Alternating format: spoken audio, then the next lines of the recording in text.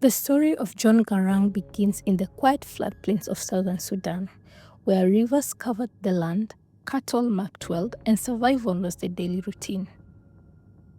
John Garang was born in 1945 in Wankule, a village near Bor in southern Sudan. He came from the Dinka ethnic group, one of the largest in the region. The Bor Dinka lived by the rhythms of the land, tending to cattle, growing millet, and fishing along the White Nile. Garang's early life was marked by hardship. He was orphaned by the age of 10 and was raised by his extended family. The loss of his parents shaped him, and he became quietly determined, drawing strength from a community that valued courage, resilience, and learning. Education was a rare opportunity in remote parts of southern Sudan, but Garang's uncle saw his potential and sent him to school in Wau, a distant provincial town. There, Garang stood out, learning both English and Arabic and developing a love for history and science. When Sudan's first civil war erupted in 1955, known as the Anyanya Rebellion, Garang's village was not directly affected, but the tensions were everywhere. Young boys were recruited into militias and displacement became common.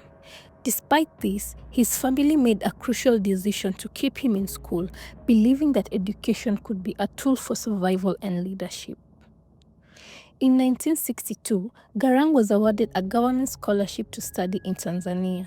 He was only 17 and one of the few Southern Sudanese ever given such an opportunity under the Northern-led regime. Tanzania at that time was a center of Pan-African thought under Julius Nyerere, and the country promoted African unity and liberation. Here, Garang's political worldview began to take shape. He joined student groups, debated liberation ideologies, and built ties with the other young Africans involved in anti-colonial movements. At the same time, he focused on his studies, earning a degree in economics. After Tanzania, Garang returned to a Sudan still recovering from the first civil war. He joined the Sudanese army as a soldier, with the national structure hoping to change it from within. His sharp mind and discipline earned him recognition. The army sent him abroad for further training, first to Fort Leavenworth in Kansas and later to Iowa State University, where he completed a master's and then a PhD in agricultural economics. By the late 1970s, Garang had become a senior officer, but inside the army, he saw what most in the South already knew. Southerners were excluded from power, and their resources were being exploited. The Addis Ababa Agreement of 1972, which had promised Southern autonomy, was also being gradually undermined. Garang began building quiet networks among officers, intellectuals, and community leaders, preparing for a confrontation that seemed inevitable. He was becoming a strategist. The boy from Bor was now a man on the edge of history. By 1983, tensions in Sudan had reached a breaking point. President Gafar Naimiri dissolved the southern government and imposed Sharia laws across the country. For many in the south, mostly Christian and animists, this challenged their core identity and way of life. In Bor, 500 southern soldiers refused government orders to redeploy to the north, an act that was labeled as mutiny. John Garang was sent to suppress their defiance, but instead he joined them and he led the rebellion. Garang's reasons for rebelling were deeper than just religion or ethnicity. His vision was national and ideological. Southern Sudanese were excluded from power and economic development. Oil from the south enriched the capital but not the local communities. The implementation of Islamic law alienated non-Muslim regions, deepening the north and the south divide.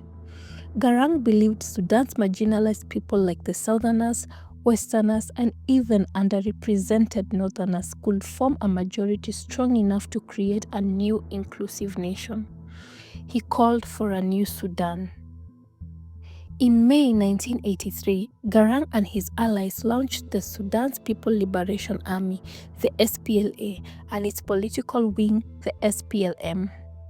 Early leaders included Cherubino Kwanyin Bol, William Nyuon Bani, Arok Donarok, and Salva Kiir.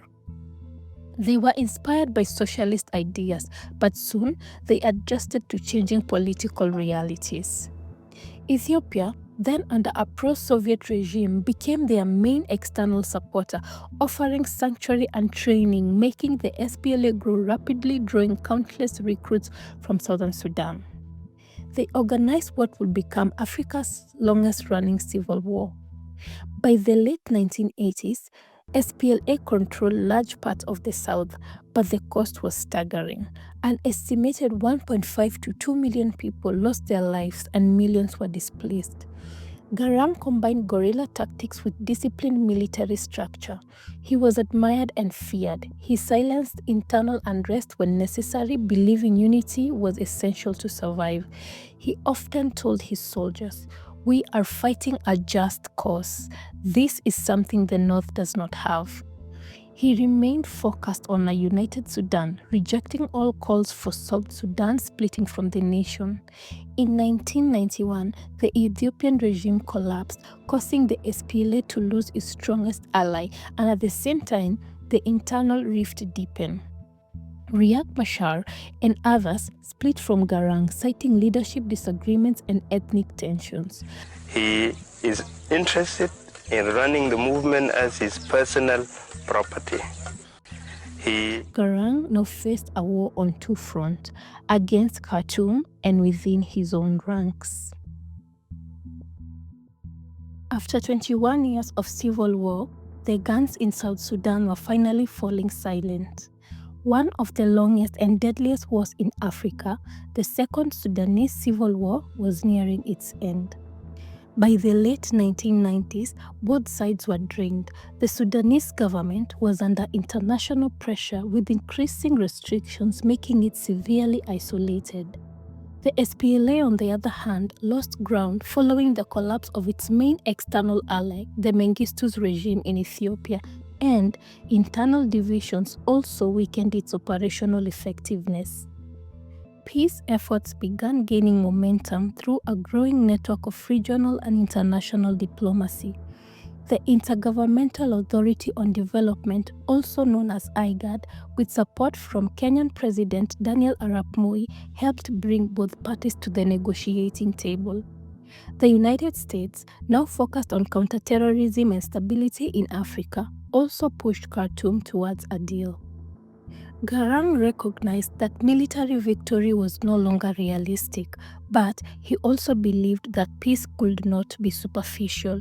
The solution had to address the root causes of Sudan's instability, such as exclusion, inequality, and identity. In 2002, peace talks at a quiet resort in Machakos, Kenya, produced the first major breakthrough. Under the Machakos Protocol, the South was granted the right to choose their own political future for 6 years, after which they would have the right to vote whether to become part of Sudan or become an independent country.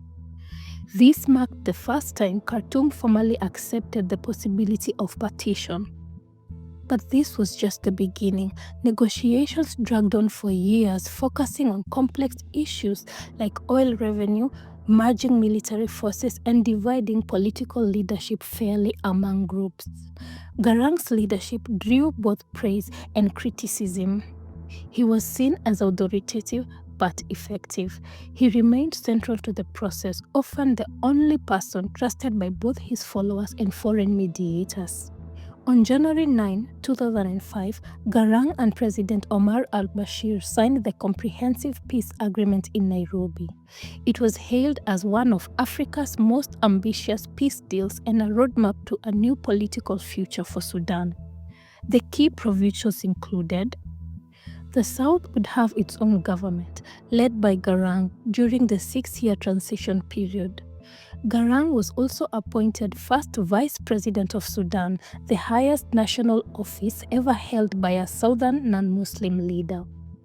In 6 years, the South would vote on whether to remain in Sudan or form an independent nation.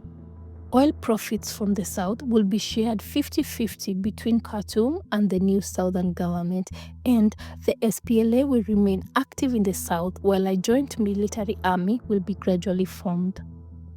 Garang returned to Khartoum in July 2005 in a historic moment. The rebel commander was now a national leader. Thousands lined the streets to welcome him. In Juba, Khartoum, and towns across the South, people danced in celebration. His speech was direct. The peace is not for the SPLA or NCP, it's for the people of Sudan. After decades of bloodshed, there was a sense, brief but powerful, that a united democratic Sudan might be possible. But behind the scenes, tensions were rising. In the north, hardliners resisted the CPA terms, while in the south, expectations were high but progress was slow. Mistrust lingered between the former enemies. The ceasefire held, but implementation of the agreement was rocky. Garang's political philosophy had always focused on transforming Sudan from within, not just carving out a southern state. He wanted a new, inclusive nation for all its people. If you want to liberate Sudan, he once said, you must fight from within, not from the outside. And now that he was in power, he was beginning that fight on a new front. In the summer of 2005, just weeks after being sworn in as Sudan's first vice president, John Garang embarked on a journey wrapped in secrecy. What began as a discreet diplomatic mission would soon end in tragedy, reshaping Sudan's future and the fate of an entire nation. On Thursday, July 28, 2005, Garang reached out to Ugandan President Yoweri Museveni requesting an urgent meeting. The purpose? To discuss the fragile implementation of the comprehensive peace agreement that was signed earlier that year and the growing concerns of foreign interferences in Sudan's affairs. As Sudan's first vice president, Garang was entitled to travel on a state aircraft. But on July 29, 2005, he opted for private means, leaving Juba aboard a chartered Ilyushin aircraft. According to sources, Garang did not disclose his true destination to his government, which was Uganda. He instead told his government that he was heading to New Kush, a quiet SPLA outpost near the Kenyan border. By 2 p.m. that same afternoon, Garang landed at Entebbe International Airport. He was received by Uganda's Vice President Gilbert Bukenya and State Minister Augustine Nishimi. From there, he was escorted to the VIP lounge where he waited as plans for his transfer to Museveni's private ranch in Rwakitura were being finalized. After about an hour, a recently overhauled Mi-172 presidential helicopter arrived. Garang boarded and was flown to his destination. Meanwhile, his chartered plane remained parked at the airport, ready to return him to Juba later that same day. On arrival to Rwakitura, the two leaders got into deep strategic discussions. Some reports say SPLA Army Chief Aronda Nyakairima joined in at certain points. Other reports claimed diplomats quietly came in and went, while most reports insist that the talks remained strictly private. According to Museveni's own account, the two leaders talked about the negotiations of the Comprehensive Peace Agreement. He recalled how John Danforth, the U.S. envoy for peace in Sudan under President George Bush, had been pressuring Garang to sign the deal. Garang resisted, insisting it was not the right time since both the SPLA and the Sudanese government had yet to agree on several key issues. Museveni added that he personally wrote to President Bush explaining Garang's position and reasons for resisting. Bush eventually agreed to stop applying pressure on Garang, acknowledging that the parties were not yet ready to sign the peace agreement. The meeting in Rwakitura was only meant to last a few hours, with Garang expected to fly back the same day on 29th July. His chartered aircraft was still parked at Entebbe waiting for him, but as the discussions stretched on, the schedule changed, and by evening, the plane was instructed to return without Garang. The next day, on July 30th, Garang prepared to head back, and with his chartered flight already gone, the only available aircraft was the Ugandan presidential helicopter. Garang's destination was not Juba, where he had originally flown in from, but New Kush in southern Sudan, and the plan was to fly directly from Rwakitura to New Kush. However, the pilot, Colonel Peter Nyakairu, was uneasy about the long journey. He preferred not to overload the helicopter with fuel, and he suggested to make a short stop at Entebbe to refuel, then continue to New Kush, and according to Museveni's own account of events, the pilot and Garang sat and talked about the journey before the plane took off. Ugandan aviation laws strictly forbids helicopter flights over mountainous terrain after 5 p.m. But at 5:30 p.m., Garang and his team lifted up from Rwakitura. On board were Garang, 5 senior SPLA officers and 7 Ugandan crew members. And as planned, they landed briefly at Entebbe to refuel before setting out again for New Kush. But about an hour into the flight, it disappeared from radar. There was no distress call, no emergency beacon, just silence. By morning, word had spread that Garang's helicopter was missing. Museveni recounted that he personally called Garang's wife to inform her. Meanwhile, the SPLA leaders rushed into an emergency meeting, while Ugandan and Sudanese forces launched a search for the missing plane.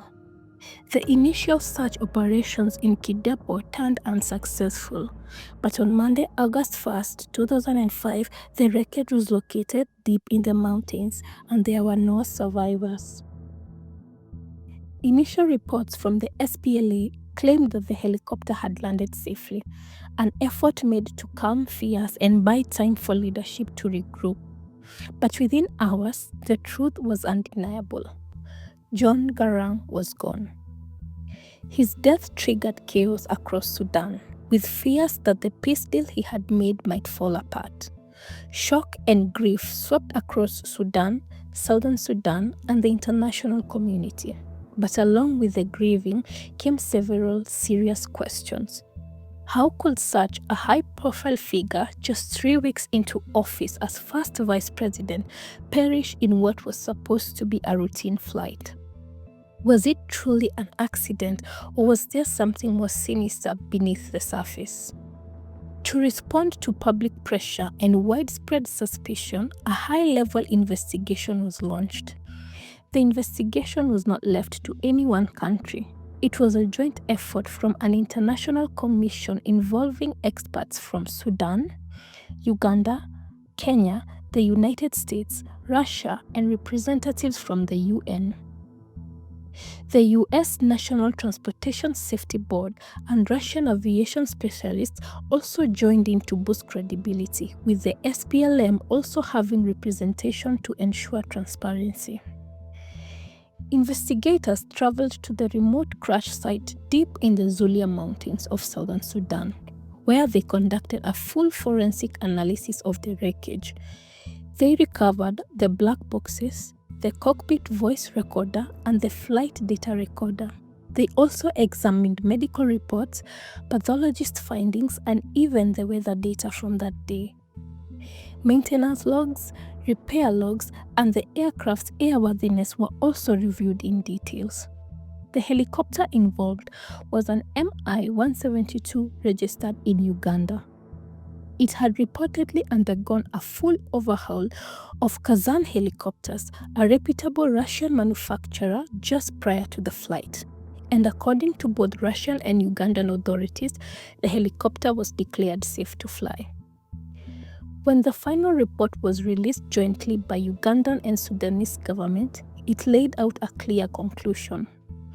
The crash was a result of countless human errors made under poor weather conditions and not the result of sabotage or mechanical failure. The key findings were: the helicopter showed no evidence of malfunction. Its systems were functional at takeoff, and pathology reports confirmed that no explosion or onboard fire occurred prior to impact. The investigation also found that the flight encountered severe weather, including low visibility and fog, as it passed through the mountainous terrain, and despite this, the pilot opted to fly using visual navigation, which was a high-risk method completely unsuitable given the weather. The lead cause of the crash was identified as pilot error. The captain failed to maintain situational awareness both horizontally and vertically, leading to what is called a controlled flight into terrain. In simple terms, the helicopter was still under control when it unintentionally crashed into a mountain. Investigators also criticized the flight crew for failing to use the onward navigation equipment, which could have guided them safely through the poor conditions. They also discovered that there was limited coordination with air traffic control, and the protocols for transporting high-profile passengers was not followed. The helicopter also took off after 5 p.m., violating Ugandan's aviation rules that ban long-distance flights via rotary aircraft after that hour. The pre-flight planning was also described as poor, and there were gaps in communication between ground control and the crew. The investigation took a puzzling turn when it was discovered that the flight data recorder lacked several hours of data. The missing data fueled widespread speculation of tampering or potential cover-up. But after thorough analysis, the US and Russian technical teams found no sign of deliberate deletion or manipulation of the FDR, which determined that the missing information was caused by a reset glitch and not sabotage. The Commission's final statement read: the captain's failure to maintain situational awareness of the helicopter's proximity to the mountainous terrain resulted in inadequate clearance and controlled flight into terrain. In other words, the captain did not realize how close the helicopter was to the mountains, so he did not keep enough distance, and the helicopter ended up crashing into the terrain. This conclusion was supported by investigators from Uganda, Sudan, the United States, Russia, and international aviation bodies. Some people in the public, especially in South Sudan, continue to question the circumstances of Garang's death. However, the official statement remains unchanged till date. Garang's body arrived in Juba to a sea of grievers. Tens of thousands flooded the streets, chanting his name, waving SPLA flags, and holding his portraits like a hero. For many, this was a burial of a dream too young to live. In a powerful ceremony held in Newside, which served as the SPLM's headquarters during the war, regional and international leaders gathered. Among them, Omar al-Bashir, Salva Kiir, Mwai Kibaki, and Yoweri Museveni. It was here that Museveni's words directly addressed the unspoken suspicions surrounding Garang's death. His speech read in part: some people say accident. It may be an accident. It may be something else. The helicopter was very well equipped. This was my helicopter, the one I am flying all the time. I am not ruling anything out. Either the pilot panicked, either there was some side wind, or the instruments failed, or there was an external factor. His comments were met with silence from the crowd, which had earlier greeted the arrival of Garang's coffin with wailing, ululation, and prayers. His comments added fuel to the already growing theories. Was it pilot error, mechanical failure, or something more sinister? But whatever the truth was, Garang was already gone, and with him, perhaps the last unifying figure between the North and the South. To this day, many Southern Sudanese remain skeptical. The sensitive political timing, the incomplete flight record data, and sudden rise to power just weeks before the crash continue to fuel rumors and conspiracy theories. Some believe that Garang's growing political influence threatened powerful interests and that the official story might not tell the whole truth. However, from an investigative standpoint, the conclusion was unanimous. A tragic chain of human errors worsened by weather and operational misjudgment led to the crash. For many, the full story of John Garang's final flight remained emotionally and politically unresolved. John Garang's death was more than just the loss of a political leader. It was the loss of a unifying figure at a critical moment in Sudan's history. At the time of his death, Garang had just taken office as Sudan's first vice president, a key figure in the fragile peace agreement that ended 2 decades of civil war. And his death shifted the tone of the peace process almost overnight. In the south, grief turned into rage, riots broke out, and the hope that Garang could hold the country together, at least long enough for a peaceful transition, quickly began to fade. Garang had long been seen as the only leader who could balance the North and the South, the army and the civilians, the unity and independence. Without him, the SPLM lost its central figure. The new leadership also lacked Garang's ideological clarity and national vision. And though Sudan would later achieve independence in 2011, the years that followed were marked by internal divisions, renewed violence, and the very political instability Garang had hoped to prevent. To this day, debates around the helicopter crash have not fully subsided. Official investigation ruled it an accident, a chain of errors and bad weather, but in the eyes of many South Sudanese, the explanation has never sat well. The missing flight data, the geopolitical tensions, and the fact that Garang died just 3 weeks after assuming national office was all too convenient. But whether one accepts the final official reports or not, Garang's death remains symbolic. Symbolic of the dangers reformers face in fragile states, symbolic of the unresolved contradiction with Sudan's politics, and symbolic of a region still haunted by war, mistrust, and broken promises. Some deaths mark an end, others mark a warning. John Garang's death may have done both. He left behind a movement, a country on the brink of independence, and questions that still echo through the halls of power in Juba and Khartoum. His legacy is unfinished, and perhaps that's what makes it so important to remember. If you found this documentary valuable, don't forget to like the video, subscribe to the Power Archives, and share your thoughts in the comments. What do you think happened on July 30th, 2005? And what do you think Garang's leadership could have meant for the future of the region? Also, please let us know the leaders you would love to be featured on this channel. New stories of power, politics, and history drop every week. Until next time, this is the Power Archive.